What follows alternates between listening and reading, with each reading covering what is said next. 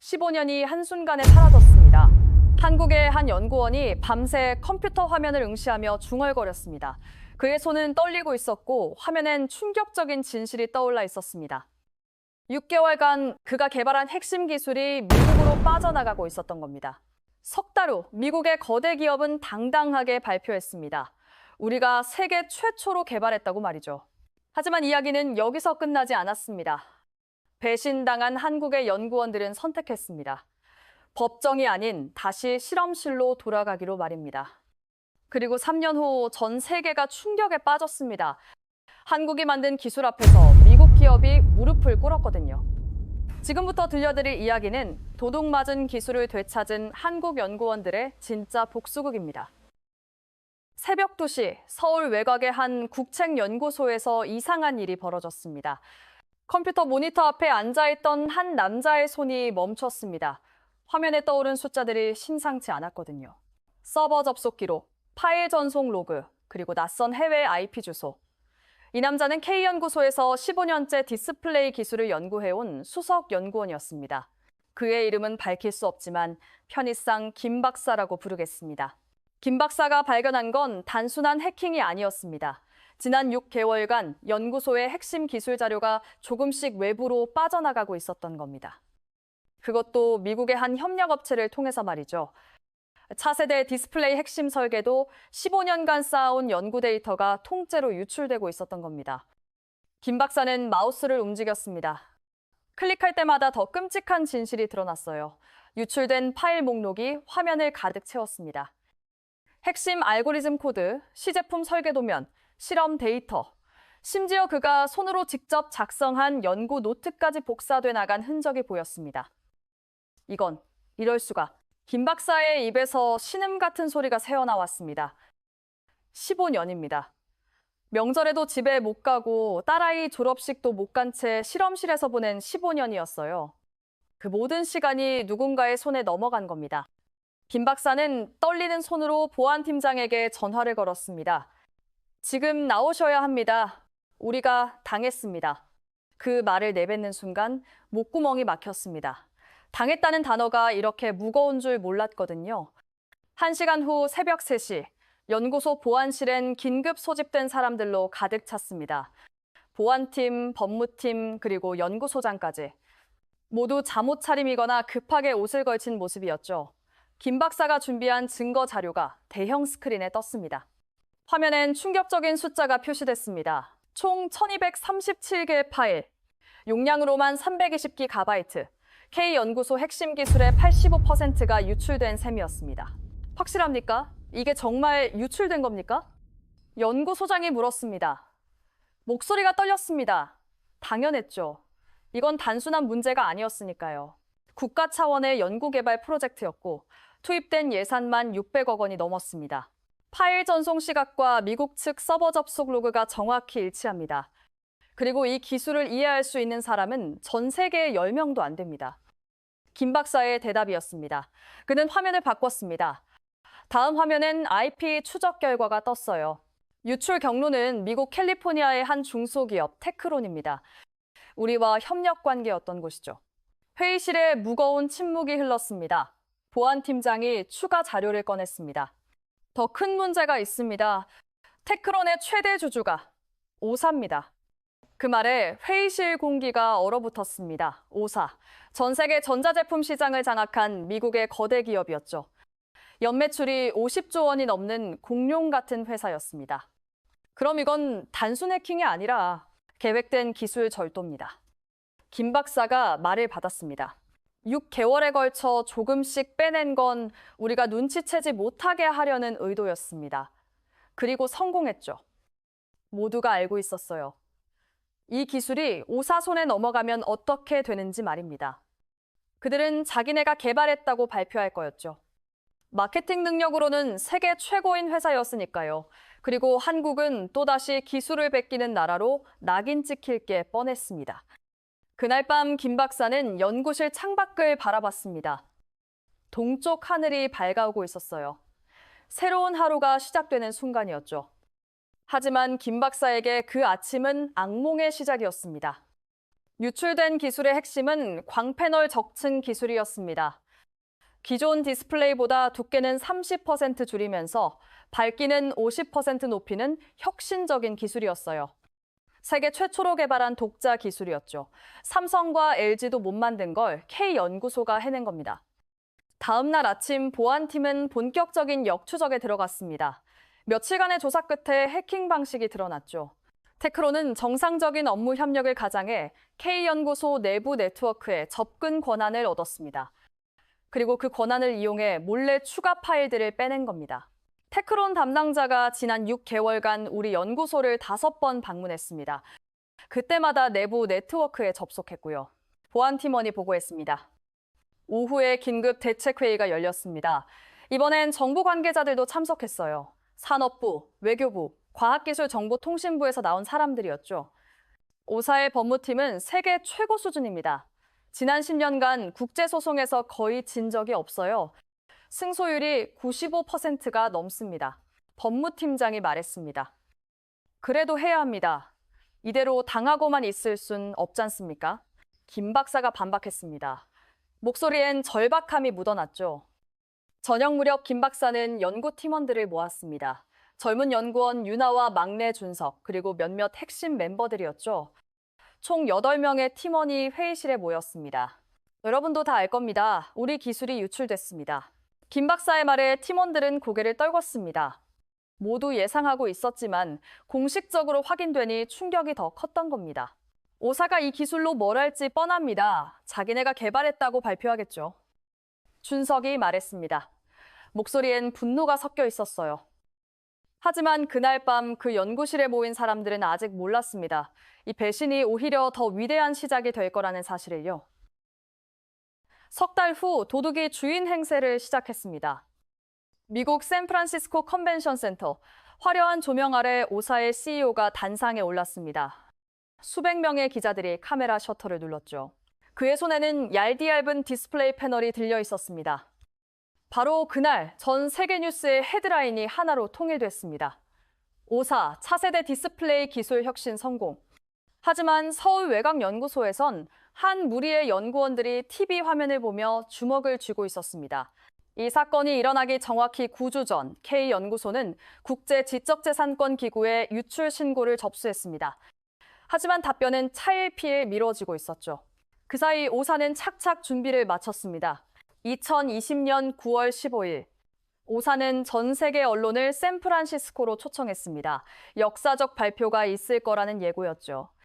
CNN, BBC, 로이터, 세계 주요 언론사들이 모였습니다. 오전 10시, 오사 CEO 마크 스튜어트가 무대에 등장했습니다. 그의 첫 마디는 이랬습니다. 오늘 우리는 디스플레이 역사를 다시 쓰게 됐습니다. 그는 손에 든 패널을 들어 올렸습니다. 두께 0.8mm, 종이보다 얇은 디스플레이였죠. 조명을 받으며 눈부시게 빛났습니다. 5년간의 연구 끝에 우리는 해냈습니다. 세계 최초 차세대 초박형 고휘도 디스플레이 개발에 성공했습니다. 박수가 터져 나왔습니다. 기자들은 열광했고 카메라 플래시가 쉴 새 없이 터졌어요. 마크 스튜어트는 자신만만한 표정으로 프레젠테이션을 이어갔습니다. 기존 제품 대비 두께는 30% 감소, 밝기는 50% 향상됐습니다. 전력 소비는 40% 줄었고요. 바로 그 순간 서울의 K연구소 회의실에서도 같은 발표를 보고 있었습니다. 김 박사와 팀원들이었죠. 화면 속 마크 스튜어트가 설명하는 기술 스펙 하나하나가 그들이 15년간 개발한 바로 그 기술이었습니다. 유나가 화면을 가리켰습니다. 저 광합 필름 배치 구조, 우리가 2년 전에 특허 출원한 거잖아요. 백라이트 배열도 똑같네요. 심지어 육각형 패턴까지 일치해요. 준석이 덧붙였습니다. 목소리가 떨렸어요. 김 박사는 아무 말도 하지 못했습니다. 화면만 뚫어지게 바라봤죠. 자신이 밤새 설계하고 수백 번 실패하며 완성한 기술이었습니다. 그런데 지금 미국 사람 입에서 우리가 개발했다는 말이 나오고 있었어요. 발표가 끝났습니다. 기자들의 질문이 쏟아졌죠. 이 기술 개발에 얼마나 투자하셨습니까? 5년간 총 2천억 원을 투자했습니다. 마크 스튜어트의 대답이었습니다. 거짓말이었죠. 그들이 투자한 건 돈이 아니라 해커였으니까요. 언제부터 연구를 시작하셨나요? 2020년부터입니다. 우리 연구팀 150명이 밤낮 없이 매달렸습니다. 또 거짓말이었습니다. K연구소는 2010년부터 시작했어요. 15년 전이었죠. 다음 날 아침 전 세계 신문 일면을 오사가 장악했습니다. 디스플레이 혁명, 오사가 이끈다. 미국 기술력 다시 한번 증명. 차세대 디스플레이 시대 개막. 찬사가 쏟아졌습니다. 한국 언론도 보도했습니다. 하지만 논조는 달랐어요. 오사 신기술 발표. 한국 기업 추격 더 힘들어져. 디스플레이 종주국 자리 위협받나. 패배주의가 깔린 제목들이었죠. 김 박사는 출근길 지하철에서 신문을 펼쳤습니다. 경제면 칼럼이 눈에 들어왔어요. 제목은 이랬습니다. 한국은 언제까지 기술 추격자로 남을 것인가? 추격자라니. 김 박사는 신문을 접었습니다. 우리가 앞서 있었는데 도둑 맞고 나니 추격자가 됐더군요. 주변 승객들도 같은 기사를 보고 있었습니다. 한 중년 남성이 고개를 저으며 중얼거렸어요. 우리가 미국한테 기술 배우던 시절이 있었는데 아직도 못 따라잡나 보네. 그 말이 김 박사 가슴에 비수처럼 꽂혔습니다. 연구소에 도착하자마자 또 긴급회의가 소집됐습니다. 이번엔 산업부 국장까지 내려왔어요. 표정이 심각했습니다. 어제 오사 발표 보셨죠? 국제 여론이 완전히 그쪽으로 기울었습니다. 국장이 태블릿을 테이블에 던지듯 내려놨습니다. 화면엔 외신 기사들이 떠 있었죠. 로이터, 블룸버그, 파이낸셜 타임스, 전부 오사를 혁신의 아이콘으로 띄우고 있어요. 우리가 지금 유출 주장을 해봤자 누가 믿겠습니까? 그래도 증거가 있지 않습니까? 김 박사가 반박했습니다. 증거만으론 부족합니다. 이건 이미 여론 싸움이 됐어요. 그리고 여론전에선 돈 많은 쪽이 이깁니다. 냉정한 현실이었습니다. 일주일이 지났습니다. 상황은 더욱 악화됐어요. 오사는 벌써 양산 계획을 발표했습니다. 내년부터 신제품에 적용한다는 거였죠. 삼성, 애플, 소니 같은 대기업들이 줄지어 공급 계약을 맺었습니다. 한국 디스플레이 업체들 주가는 폭락했습니다. 삼성 디스플레이 마이너스 12%, LG 디스플레이 마이너스 15%. 시장은 냉정했어요. 오사의 기술이 앞서 있다고 판단한 겁니다. 더 치욕적인 일이 벌어졌습니다. 미국의 한 기술 매체가 기사를 냈어요. 제목이 가관이었죠. 한국 K연구소 오사기술 모방 의혹, 특허 괴물 논란. 피해자가 가해자로 둔갑한 겁니다. 기사 내용은 더 가관이었습니다. K연구소가 오사의 연구 방향을 미리 알고 비슷한 특허를 추론했다. 한국 특유의 빠른 추격 전략, 기술 혁신보다는 모방에 의존. 근거 없는 추측이었지만 조회수는 100만을 넘었습니다. SNS는 더 심했습니다. 해외 누리꾼들 댓글이 달렸어요. 역시 한국은 베끼기 전문, 삼성도 예전에 그랬잖아. 아시아 국가들은 다 그래. 인종차별적 발언까지 나왔습니다. 김 박사는 그날 밤 혼자 연구실에 남았습니다. 컴퓨터 화면엔 해외 기사들이 떠 있었어요. 하나하나 읽다 보니 분노보다는 허탈함이 밀려왔습니다. 진실은 왜 이렇게 약할까? 그때 연구실 문이 열렸습니다. 윤아였어요. 박사님, 아직도 계세요? 너도 아직 안 갔구나. 잠이 안 와서요. 윤아가 옆자리에 앉았습니다. 둘은 한동안 말없이 화면만 바라봤죠. 박사님, 윤하가 입을 열었습니다. 우리가 정말 질 건가요? 진실이 져버린 건가요? 김 박사는 고개를 저었습니다. 아니야, 아직 안 졌어. 게임은 이제 시작이야. 그날 밤 그 연구실에선 복수가 아닌 부활이 준비되고 있었습니다. 세상이 비웃을수록 그들의 결심은 더 단단해졌거든요. 하지만 세상엔 눈 밝은 사람들이 있었습니다.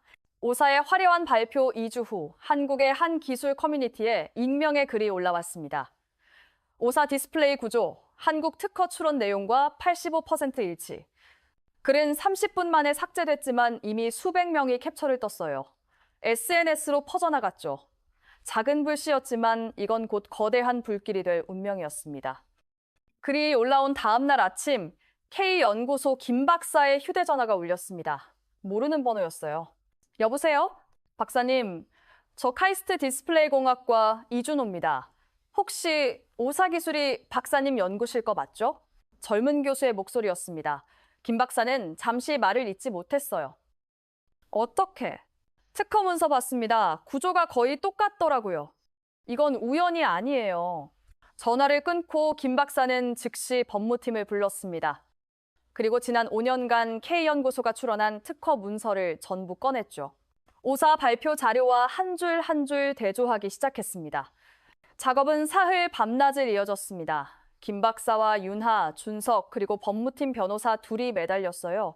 커피만 15잔을 마셨습니다. 결과는 충격적이었습니다.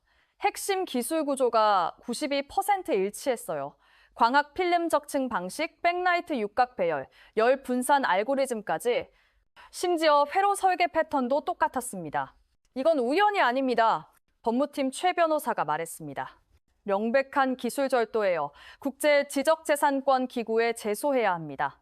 2020년 11월 3일, K연구소는 세계지적재산권 기구 WIPO에 정식의 제기 문서를 제출했습니다. 320페이지에 달하는 방대한 자료였죠. 특허 출원 일자, 연구 노트, 실험 데이터, 시제품 사진까지. 우리가 먼저 개발했다는 증거를 빠짐없이 담았습니다. 보도자료도 냈습니다. K연구소, 오사 기술 도용 의혹 제기. 국내 언론이 일제히 보도했어요.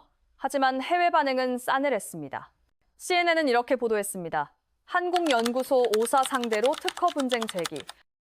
업계에선 특허 괴물 전략 아니냐 지적. 로이터는 더 냉소적이었죠. 기술 경쟁 밀린 한국 법적 공세로 방향 전환. 한 달이 지났습니다. WIPO로부터 첫 회신이 왔어요. 내용은 간단했습니다. 양측 주장 검토 중, 추가 조사 필요. 중립적인 문장이었지만 김 박사는 그 이면을 읽었습니다. 시간 끌기였죠. 이틀 후 오사가 반격에 나섰습니다. 500페이지가 넘는 반박 자료를 제출한 겁니다. 거기엔 그들의 독자적 연구 과정이 상세히 기록돼 있었어요. 연구 일지, 회의록, 실험 데이터까지. 물론 전부 조작이었지만 서류상으론 완벽했습니다. 더 충격적인 건 그 다음이었습니다. 미국 주요 언론이 일제히 기사를 쏟아냈거든요. 뉴욕타임스, 워싱턴 포스트, 월스트리트 저널 모두 오사 편이었습니다. 오사, 한국의 부당한 특허 공격에 단호히 대응, 미국 기술 혁신, 보호무역주에 위협받나, 한국의 특허 트롤링, 미국 기업들 골머리. 제목만 봐도 누구 편인지 뻔했죠. 국내 여론도 흔들렸습니다. 일부 언론에서 신중론을 제기했어요. 실익 없는 법정 다툼보다 기술 개발 집중해야 외교 마찰 우려, 정부 개입 필요. 패배주의가 스며들고 있었습니다. 석 달째, WIPO는 여전히 심사 중이라는 답만 되풀이했습니다. 그 사이 오사는 착착 시장을 장악해갔어요. 애플, 삼성, 샤오미와 공급 계약을 맺었죠. 벌써 3천억 원어치 계약이었습니다. 어느 날 저녁 김 박사에게 외교부 담당자한테서 전화가 왔습니다. 박사님, 비공식적으로 말씀드리는 건데요. 목소리가 조심스러웠습니다. 네, 와이포 심사관들이 압력받고 있다는 정보가 들어왔습니다. 미국 정부가 움직이고 있대요. 무슨 압력입니까? 무역 협상 카드로 쓴답니다. 한국산 배터리 관세 문제를 엮었다고 하더군요. 김 박사는 전화기를 꽉 쥐었습니다. 손에 땀이 났어요. 그럼 우리가 질 거란 말입니까? 긴 침묵이 흘렀습니다. 담당자의 한숨 섞인 대답이 들렸죠. 솔직히 어렵습니다. 이건 기술 문제가 아니라 국력 싸움이에요. 넉 달째 되던 날 결정적 사건이 벌어졌습니다. WIPO 주요 심사관 3명이 동시에 사임한 겁니다. 공식 이유는 개인 사정이었지만 업계에선 다들 알고 있었어요. 압력을 못 이긴 거라고 말이죠. 새로 배정된 심사관들은 오사의 우호적인 사람들이었습니다. 이건 이미 승부가 난 게임이었어요. 그날 밤 김 박사는 팀원들을 소회의실에 모았습니다. 모두들 지쳐 보였어요. 윤하는 다크서클이 눈 밑까지 내려왔고 준석은 열흘새 3kg이 빠진 것 같았죠. 여러분, 김 박사가 입을 열었습니다.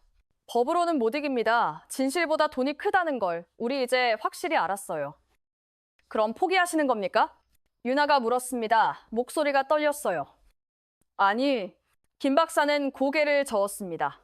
복수 방법을 바꾸는 겁니다. 법정이 아니라 다시 실험실에서.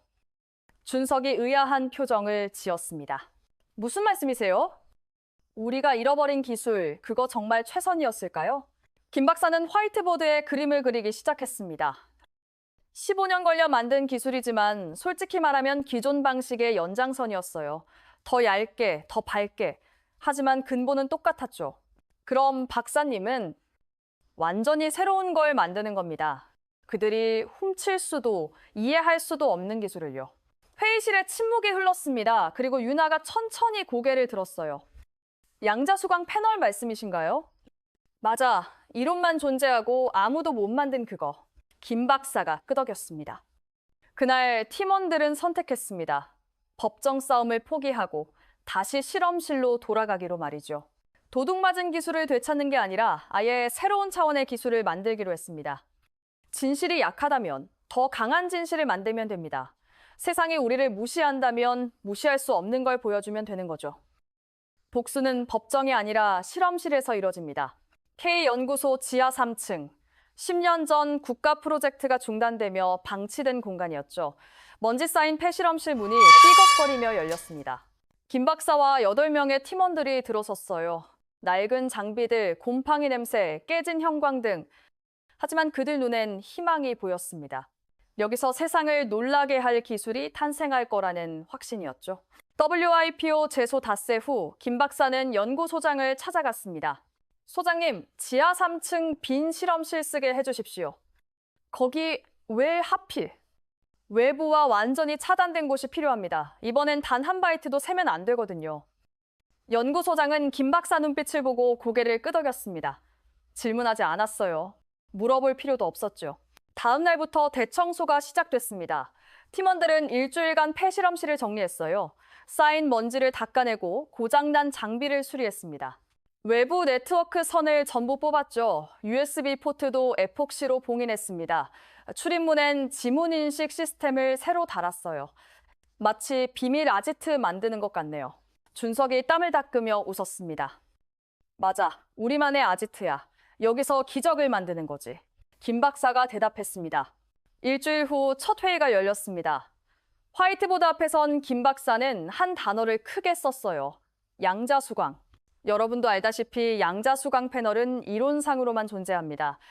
전 세계 어느 연구소도 상용화는커녕 실험실 단계에서도 성공 못했죠. 윤하가 손을 들었습니다. 그럼 우리가 세계 최초가 될 수도 있다는 건가요? 그래야만 해. 오사가 훔칠 수 없는 기술이어야 하니까. 김 박사는 화이트보드에 복잡한 구조도를 그리기 시작했습니다. 양자점 배열, 광학 제어 시스템, 나노 구조 설계. 기존 디스플레이와는 완전히 다른 방식이었어요. 빛을 만드는 게 아니라 빛 자체를 제어하는 겁니다. 양자점 하나하나가 독립적으로 색과 밝기를 조절하죠. 가능할까요? 막내 연구원이 조심스럽게 물었습니다.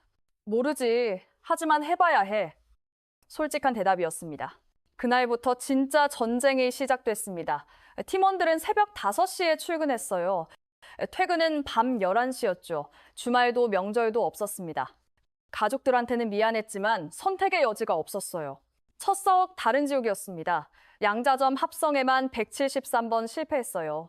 나노 크기로 정밀하게 만든 양자점은 며칠만 지나면 특성을 잃어버렸습니다. 발광 효율이 떨어지거나 아예 빛을 내지 않는 거였죠. 또 실패네요. 유나가 현미경에서 눈을 떼며 한숨을 쉬었습니다. 괜찮아. 실패가 쌓여야 성공이 보여. 김 박사가 어깨를 토닥였습니다.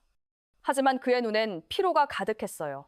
넉 달째 되던 어느 밤, 유나가 갑자기 소리쳤습니다. 박사님 찾았어요. 김 박사는 유나의 모니터로 달려갔습니다. 화면엔 온도 변화 그래프가 떠 있었어요. 양자점 특성이 변하는 시점과 온도 변화가 정확히 일치했습니다. 온도 때문이었어요. 영하 30도에서 영상 50도 사이를 왔다 갔다 하니까 구조가 무너지는 거예요. 그럼 온도의 안정적인 새 구조를 만들어야겠네. 김 박사는 즉시 화이트보드에 새 설계도를 그렸습니다. 코어쉘 구조의 완충층을 추가하는 방식이었죠. 다시 석 달이 지났습니다. 새 구조 양자점을 만드는데 68번의 시도가 필요했어요. 실패할 때마다 팀원들 어깨가 처졌지만 아무도 포기하자는 말은 하지 않았습니다. 7번째 달 드디어 돌파구가 왔습니다. 안정화된 양자점 합성에 성공한 겁니다. 유나가 시험관을 들고 뛰어왔을 때 그의 눈엔 눈물이 고여 있었어요. 박사님, 40일째인데도 발광 효율이 97% 유지되고 있어요. 김 박사는 시험관을 받아들었습니다. 형광등 빛 아래에서 푸른 액체가 신비롭게 빛나고 있었어요. 아름다웠습니다. 하지만 이건 시작에 불과했습니다. 양자점 하나를 만든 것과 패널로 만드는 건 차원이 다른 문제였거든요. 수천만 개 양자점을 정밀하게 배열하고 각각을 독립 제어하는 시스템을 구축해야 했습니다. 1년이 지났습니다. 김 박사는 머리카락반이 빠졌고 윤하는 12kg이 빠졌어요. 준석은 안경 도수가 2단계 올랐죠. 손가락엔 화학약품에 닿아 생긴 상처가 가득했습니다. 그 사이 바깥 세상은 변했습니다. 오사는 양산을 시작했어요. 신형 스마트폰, TV 모니터에 도둑맞은 기술이 탑재됐습니다. 매출은 천문학적이었죠. 3조 원을 돌파했습니다. 김 박사는 뉴스를 보지 않았습니다. 볼 필요가 없었어요. 보면 화만 날 테니까요. 14개월째 첫 프로토타입이 완성됐습니다. 10인치 크기의 양자 수광 패널이었죠. 검은 기판 위에 보이지 않을 만큼 정밀한 양자점들이 배열돼 있었습니다. 전원을 켜는 순간 실험실이 환해졌습니다. 눈부신 빛이 패널에서 쏟아져 나왔어요. 기존 디스플레이와는 차원이 다른 바퀴였습니다. 색 재현율을 측정했죠. 215%. 인간 눈이 볼 수 있는 색을 전부 표현할 수 있는 수준이었습니다. 성공했어요. 우리가 해냈어요. 윤아가 외쳤습니다. 목이 쉬어 있었어요. 준석은 그 자리에 주저앉아 울기 시작했습니다. 15달간의 고통이 한꺼번에 쏟아져 나온 거였죠. 김 박사는 패널을 조심스럽게 들어 올렸습니다. 손이 떨렸어요. 기쁨 때문이 아니었습니다. 경외감이었죠. 이건 단순한 디스플레이가 아니었습니다. 인류가 처음으로 빛을 완전히 제어하는 데 성공한 순간이었거든요. 아직 끝이 아니야. 김 박사가 말했습니다. 이제 이걸 세상에 보여줄 차례야. 우리가 누군지 말이야. 도둑맞은 자존심은 훔친 자가 돌려주는 게 아닙니다. 스스로 되찾는 거죠. 더 위대한 모습으로 말입니다. 3년 만에 도둑맞은 자들이 다시 세상 앞에 섰습니다. 독일 베를린 국제전자박람회. 전 세계 2,000개 기업이 모이는 기술의 올림픽이었죠. 2023년 3월 13일, K연구소는 작은 부스 하나를 신청했습니다. 구석진 자리였어요. 하지만 그날 그 작은 부스가 박람회 전체를 뒤흔들 줄은 아무도 몰랐습니다. 특히 오사는 말이죠. 프로토타입 완성 2달 후 K연구소는 중대한 결정을 내렸습니다. 베를린 박람회에 출품하기로 한 겁니다. 연구소 내부에선 반대가 많았어요. 아직 이릅니다. 양산 기술도 확보 안 됐고 안정성 테스트도 더 필요해요. 기술이사가 우려를 표했습니다. 그리고 오사도 참가합니다. 그들 앞에서 공개하는 게 맞습니까? 하지만 김 박사 생각은 달랐습니다. 바로 그래서 해야 합니다. 오사가 있는 자리에서 전 세계가 보는 앞에서 보여줘야죠. 우리가 진짜라는 걸 말입니다. 결국 연구소장이 승인했습니다. 팀원들은 2달간 미친 듯이 준비했어요. 시제품을 보완하고 발표 자료를 만들고 시연 시나리오를 짰습니다. 밤을 새우기 일쑤였죠. 출국 일주일 전 연구소장이 김 박사를 불렀습니다. 실패하면 어떻게 하지? 실패 같은 건 없습니다. 우리가 만든 게 진짜니까요. 김 박사는 담담하게 대답했습니다. 2023년 3월 15일, 김 박사와 팀원 5명이 인천공항에서 베를린행 비행기에 올랐습니다. 화물칸엔 소중하게 포장된 양자수광 패널이 실렸죠. 18개월간의 땀과 눈물이 담긴 상자였습니다. 베를린에 도착한 다음 날 박람회장 설치가 시작됐습니다. K연구소 부스는 홀 구석 2층이었어요. 크기도 작았죠. 6m 곱하기 6m. 옆 부스는 중국의 한 중소기업이었고 맞은편은 인도 스타트업이었습니다. 반면 오사 부스는 메인 홀 정중앙이었습니다. 300평이 넘는 초대형 부스였죠. 화려한 LED 조명, 거대한 스크린, 최신 제품들이 즐비했습니다. 관람객들이 몰려 인산인해를 이뤘어요. 저기 좀 보세요. 윤아가 오사 부스를 가리켰습니다. 씁쓸한 표정이었죠. 괜찮아. 크다고 다 좋은 건 아니야. 김 박사가 웃으며 대답했습니다. 하지만 내심 긴장하고 있었어요. 이튿날 오전 박람회 공식 개막일이었습니다. 수만 명의 관람객이 몰려들었죠. 기자, 바이어, 업계 관계자들 모두들 메인홀로 향했습니다. 오사 신제품 발표회가 열리거든요. 오전 10시 오사 CEO 마크 스튜어트가 무대에 올랐습니다. 1,000명이 넘는 청중이 박수를 보냈어요. 여러분, 작년 우리가 선보인 차세대 디스플레이를 기억하시죠? 오늘 우리는 한 걸음 더 나아갑니다. 그는 신형 디스플레이를 공개했습니다. 기존 제품보다 20%더 얇아진 버전이었죠. 관중석에선 감탄이 터져 나왔습니다. 김 박사는 멀찍이 서 발표를 지켜봤습니다. 표정엔 변화가 없었어요. 옆에선 준석이 주먹을 쥐었죠. 저 기술, 우리 거잖아요. 알아. 하지만 곧 모두가 알게 될 거야. 오후 2시, K연구소 발표 시간이 다가왔습니다. 작은 세미나실이었어요. 수용 인원 100명. 하지만 자리는 반도 차지 않았습니다. 40명 정도가 들어왔죠. 대부분 한국 기자들이었습니다. 김 박사는 무대에 올랐습니다. 손에 땀이 났지만 목소리는 차분했어요. 안녕하십니까. 한국 K연구소에서 온 김 박사입니다. 청중은 무관심했습니다. 몇몇은 휴대전화를 보고 있었죠. 오늘 여러분께 보여드릴 건 디스플레이의 미래입니다. 아니, 미래를 넘어선 것일 수도 있습니다. 김 박사는 뒤에 덮인 천을 걷었습니다. 검은 기판 위에 놓인 양자 수강 패널이 모습을 드러냈어요. 겉보기엔 평범한 유리판 같았습니다. 이것은 양자 수강 패널입니다. 세계 최초로 상용화에 성공한 기술입니다. 청중 몇몇이 고개를 들었습니다. 양자 수강이라는 단어에 반응한 거였죠. 김 박사는 전원을 켰습니다. 순간 세미나실이 환해졌습니다. 패널에서 쏟아지는 빛이 너무 밝아서 몇몇이 눈을 가렸을 정도였어요. 그리고 색이 바뀌기 시작했습니다. 빨강, 파랑, 초록. 인간이 볼 수 있는 모든 색이 완벽하게 재현됐죠. 현재 시판되는 최고급 디스플레이의 색 재현율은 130% 수준입니다. 이 패널은 215%입니다. 청중석이 술렁였습니다. 누군가 벌떡 일어났어요. 독일의 한 기술 매체 기자였습니다. 잠깐만요. 양자 수강이라면 이론상으로만 가능하다던 그 기술 아닙니까? 맞습니다. 이론이었죠? 어제까지는요. 김 박사가 대답했습니다. 세미나실 문이 열렸습니다. 복도를 지나던 사람들이 하나둘 들어왔어요. 소문이 퍼진 겁니다. 5분 만에 세미나실이 가득 찼습니다. 복도까지 사람들이 넘쳐났죠. 김 박사는 기술 원리를 설명했습니다. 양자점 배열, 광학 제어 시스템, 나노 구조 설계. 청중은 숨죽이며 들었어요. 누군가 손을 들었습니다. 양산 가능합니까? 현재 시제품 단계지만 1년 내에 양산 가능합니다. 또 다른 질문이 쏟아졌습니다. 가격은요? 기존 고급 디스플레이와 비슷한 수준으로 맞출 수 있습니다. 그때였습니다. 세미나실 뒤편에 낯익은 얼굴들이 보였어요. 오사 임원들이었습니다. 마크 스튜어트 옆에 서 있던 CTO도 있었죠. 그들 얼굴은 창백했습니다. 김 박사는 그들과 눈이 마주쳤습니다. 잠시 침묵이 흘렀죠.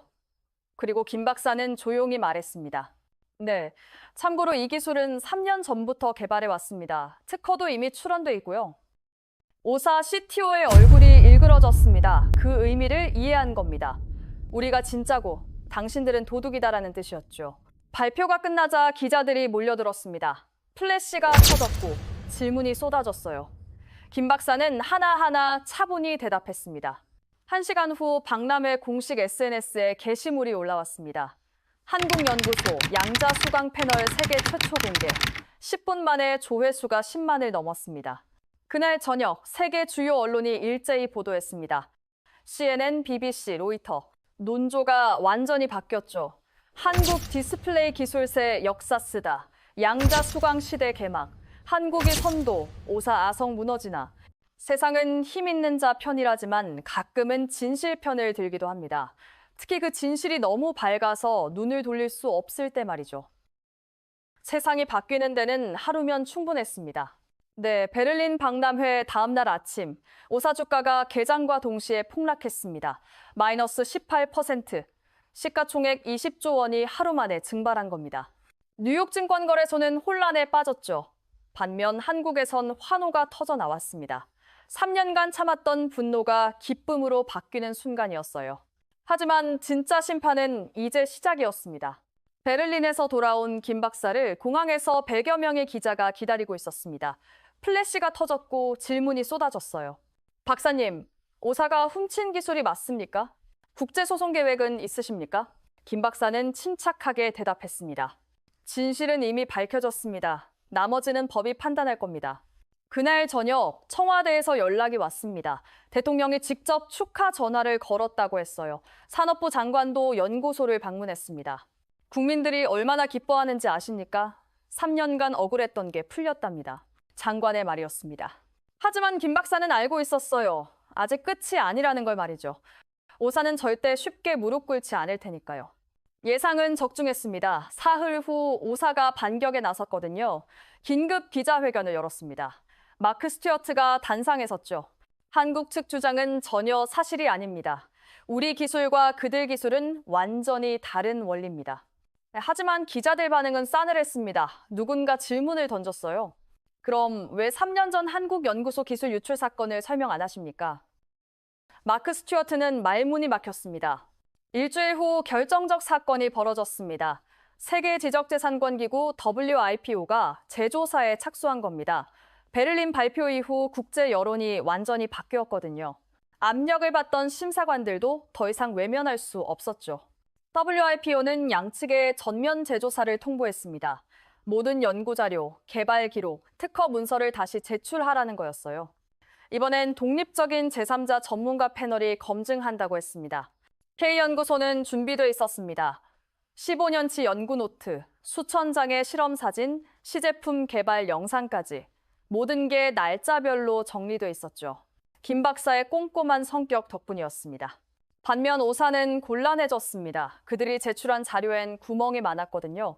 연구 일지 날짜가 뒤죽박죽이었고 일부 데이터는 메타데이터가 조작된 흔적이 보였어요.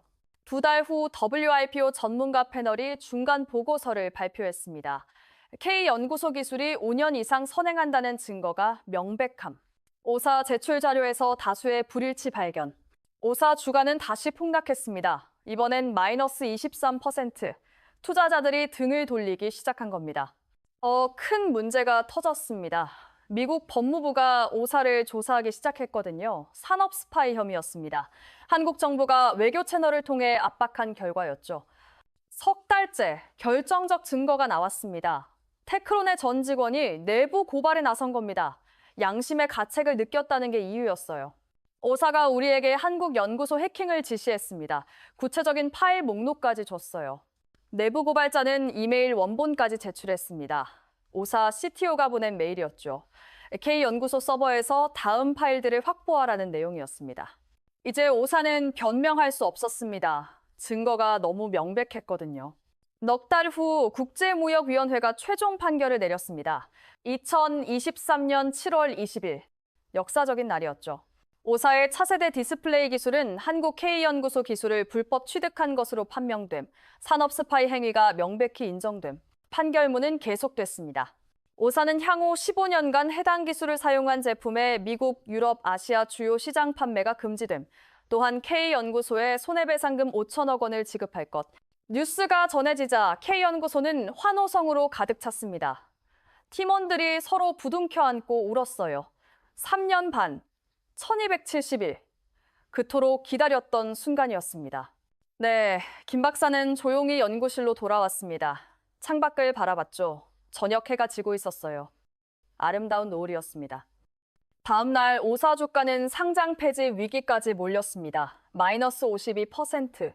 마크 스튜어트는 CEO 자리에서 물러났죠. 미국 법무부는 형사 고발까지 검토 중이라고 밝혔습니다. 반면 K연구소엔 전 세계에서 연락이 쏟아졌습니다. 삼성, 애플, 소니, LG, 양자수광 패널 공급 계약을 맺고 싶다는 거였어요. 계약 금액만 10조 원이 넘었습니다. 일주일 후 정부는 김 박사 팀의 국민훈장을 수여했습니다. 시상식장은 취재진으로 북적였죠. 김 박사가 마이크 앞에 섰습니다. 이 영광은 저 혼자 것이 아닙니다. 3년 반 동안 포기하지 않고 함께한 팀원들, 믿어준 가족들, 응원해주신 국민 여러분 덕분입니다. 그의 눈엔 눈물이 맺혔습니다. 그리고 기술을 훔쳐간 사람들에게도 감사합니다. 그들이 없었다면 우리는 더 위대한 기술을 만들 생각을 못했을 테니까요. 회장엔 박수가 터져나왔습니다. 기립박수였죠. 정의는 늦게 올 수 있습니다. 하지만 반드시 옵니다. 특히 포기하지 않는 사람들에게는 말이죠. 그리고 이번엔 한국이 그걸 증명했습니다. 승리한 다음 날 김 박사는 가장 조용한 곳으로 향했습니다. 서울 외곽연구소 옥상. 해발 200m 높이에서 내려다 보이는 도시의 불빛들, 수백만 개의 빛이 어둠을 밝히고 있었습니다. 김 박사는 난간에 기대어 그 풍경을 바라봤어요. 3년 반 만에 처음으로 그의 마음속 분노가 사라진 순간이었습니다. 이제 남은 건 평온뿐이었죠. 국민훈장 시상식 다음 날, 언론은 여전히 K연구소 이야기로 뜨거웠습니다. 하지만 김 박사는 출근하지 않았어요. 팀원들에게 문자 하나만 보냈죠. 오늘 하루만 쉬겠습니다. 그는 홀로 차를 몰았습니다. 목적지는 정해지지 않았어요. 그냥 달렸죠. 고속도로를 벗어나 국도로, 국도를 벗어나 시골길로. 가을 단풍이 아름다운 길이었습니다. 어느 작은 마을에 차를 세웠습니다. 식당 하나가 보였어요. 할매국밥이라는 간판이 걸린 허름한 곳이었죠. 들어가서 국밥 한 그릇을 시켰습니다. 어디서 오셨어요? 할머니가 물었습니다. 서울에서요. 먼 데서 왔네. 뭐 하는 사람이에요? 그냥 연구원입니다. 김 박사는 소박하게 대답했습니다. 할머니는 더 묻지 않았어요. TV에서 뉴스가 나오고 있었습니다. K연구소 이야기였죠. 저거 봐. 우리나라 사람들이 미국 코 납작하게 만들었대. 할머니가 TV를 가리키며 말했습니다. 대단하지? 기술 도둑 맞고도 더 좋은 거 만들어냈잖아. 진짜 대한민국 사람들이야. 김 박사는 국밥을 먹으며 슬며시 웃었습니다. 할머니는 자기가 그 당사자인 줄 꿈에도 모를 거예요. 젊은이, 힘내요. 우리나라도 이제 뭔가 되는 나라야. 할머니의 격려였습니다. 김 박사 눈시울이 붉어졌어요.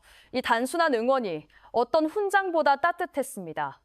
저녁 무렵 연구소로 돌아왔습니다. 옥상으로 올라갔죠. 도시 불빛이 하나둘 켜지고 있었어요.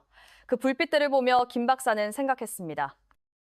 저 중 얼마나 많은 빛이 우리 기술로 만들어질까? 곧 알게 될 겁니다. 양자수광 패널이 양산되면 전 세계 디스플레이가 바뀔 테니까요. 스마트폰, TV, 컴퓨터, 광고판, 모든 화면이 한국 기술로 빛날 거였습니다. 뒤에서 발소리가 들렸습니다. 유나였어요. 박사님, 여기 계셨네요. 찾았습니다. 너도 퇴근 안 했구나. 박사님이 안 계시니까 뭔가 허전해서요. 둘은 나란히 난간에 기댔습니다. 한동안 말없이 야경을 바라봤죠. 박사님, 유나가 입을 열었습니다. 우리가 복수한 건가요? 김 박사는 고개를 저었습니다. 아니야, 복수가 아니야. 그럼 뭔가요? 되찾은 거지. 빼앗긴 자존심을. 김 박사는 주머니에서 뭔가를 꺼냈습니다. 낡은 수첩이었어요. 15년 전 처음 이 연구를 시작할 때 쓰던 거였죠. 첫 페이지를 펼쳤습니다. 거기엔 한 문장이 적혀 있었어요. 언젠가 한국 기술로 세상을 밝히는 날이 오기를. 이게 내 꿈이었어. 복수가 아니라. 유나는 수첩을 가만히 바라봤습니다. 그런데 왜 이렇게 마음이 편한지 모르겠어요. 화가 나야 할 것 같은데. 그게 정상이야. 진짜 이긴 사람은 화낼 필요가 없거든. 김 박사가 웃으며 말했습니다. 며칠 후 연구소에 특별한 손님이 찾아왔습니다. 15년 전 김 박사를 처음 채용했던 전임 소장이었어요. 이제 82세. 은퇴한 지 오래였지만 뉴스를 보고 찾아온 겁니다. 자네가 해냈구만. 노 소장이 김 박사 손을 꽉 잡았습니다. 제가 한 게 아니라 팀원들이 한 겁니다. 아니야. 자네가 포기 안 했기 때문이지. 기술 빼앗기고 법정에서도 지고 보통 사람 같았으면 그만뒀을 거야. 노 소장은 연구실을 둘러봤습니다. 내가 이 자리 처음 만들 때 말이야. 꿈이 하나 있었어. 언젠가 한국 기술이 세계 표준이 되는 날을 보는 거. 그런데 내가 못 이뤘지. 자네가 이뤄줬구만. 김 박사는 아무 말도 하지 못했습니다. 목이 메었거든요.